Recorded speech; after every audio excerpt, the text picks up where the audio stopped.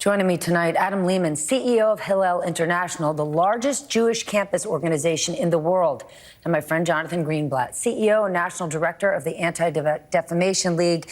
Adam, I turn to you first. I hear the argument people make that college campuses are where open debate should take place, but what's happening right now is a far cry from respectful debate. What in the hell is happening and why? Thank you, Stephanie. It is exactly a what in the hell is happening. It's insane. We have seen more than 1,000% increase in anti-Semitic incidents during the period since the horrific slaughter of innocent Israelis on October 7th. And this includes 15 physical assaults, more than 60 cases of vandalism.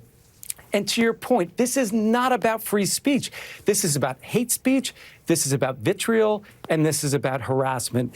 In the lead-in piece, it talked about Cornell, where the message to Jewish students at Cornell was the following: if I see another Jew on campus, if I see a pig male Jew, I will stab you and slit your throat. If I see another pig female Jew, I will draw you away and rape you and throw you off a cliff.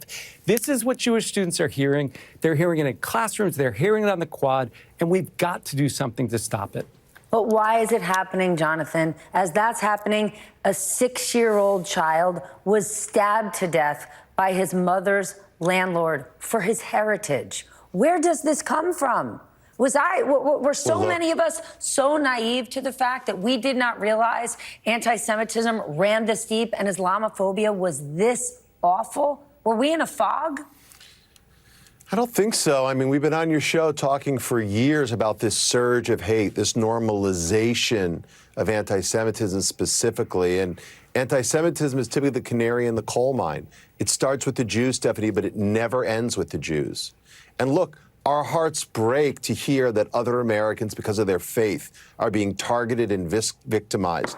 It is wrong to blame Palestinians, Americans, or Muslims more broadly for what the terror organization Hamas is doing to Israelis and Palestinians, right? The massacre on October 7th that claimed the lives of 1,400 Israelis, that led to the kidnap of hundreds more. And then, of course, it led to this terrible military conflagration. I saw the earlier interview with the doctor, and I so appreciate her humanity. But a way to end this tomorrow is not a ceasefire. It's a surrender by Hamas, a return of these hostages. That would end this conflict like that. But in the meantime, what we're seeing here... Yes, but Jonathan, I agree, but we know that's not going to happen. Well, look, I think we have got to have irrational optimism here, Stephanie. You've got to, in the face of this kind of horrendous attacks. And I'll tell you something, as Adam talked about, we're not talking about complaints here. We're talking about actual documented cases, assaults all over the country. By the way, Jewish businesses are being vandalized in New York, in California, not just kosher restaurants, although that would be bad enough. I'm talking about generalized businesses and retail stores that simply happen to be owned by Jewish people. Jews have seen this before. We saw it in Germany. We saw it in the Middle East. We never thought it would happen here. And it is time for our leaders to lead at the universities, in companies. And I will tell you, Stephanie, thank God for the leadership of this administration, because they realize that Hamas is ISIS, Hamas is Al-Qaeda. And, you know, again, in the segment before about that riot in Dagestan, let's be clear, that was not a pro-Palestinian riot. It was an anti-Semitic pogrom they were trying to commit. None of these people are for the liberation of Palestine. None of these people are for a two-state solution, Stephanie. They are for a final solution. They are looking for Jews to capture and kill, just like the Hamas terrorists on October the 7th. It is stunning, and it demands moral clarity. All of us need to call this out with conviction, without hesitation, because these clips right here, right now, Stephanie, this is what evil looks like. From Charlottesville to this airport in Dagestan, it is the same. Pure, unadulterated hate and evil embodied.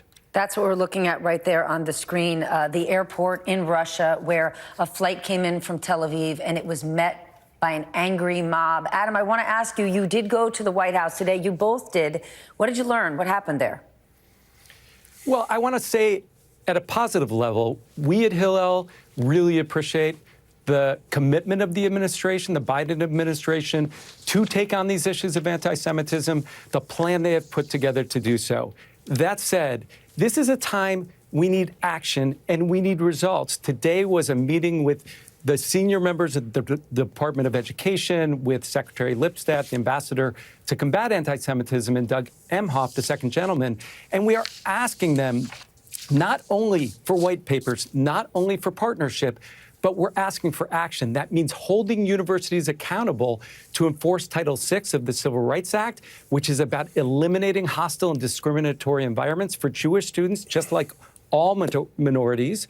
And it is about having consequences for the bad actors who are poisoning our campuses. We should not have a higher education system in America today where students do not feel safe because of their identity. And let me tell you, if you are a Jewish student, you do not feel safe wearing a symbol of your Jewish identity or, God forbid, an affinity to Israel. It's a situation that we are looking to the administration to partner with us on in addressing. And again, it has to be through firm action, not just through words. Adam Lehman, Jonathan Greenblatt, thank you both for being here. I appreciate it.